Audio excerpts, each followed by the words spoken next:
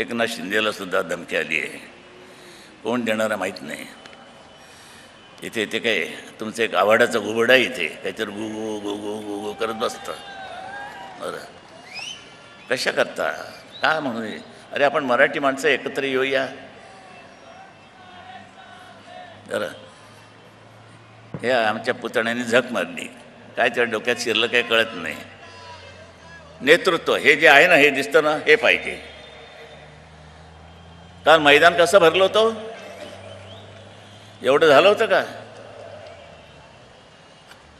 हे ना, हा फोटो नाही येणार वृत्तपत्रात, आमचाच पडणार हे येणार. फक्त हे दाखवा, हे दृश्य, हे शिवस्वरूप, हे शिवाचं रूप आहे, ह्याला महत्त्व आहे.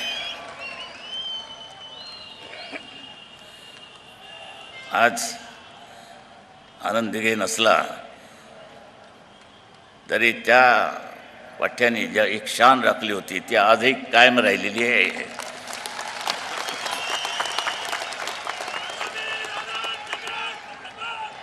मी इथे विचार द्यायला आपल्यासमोर आलो आहे कारण ही ठाणा हे माझं आवडतं शहर आहे.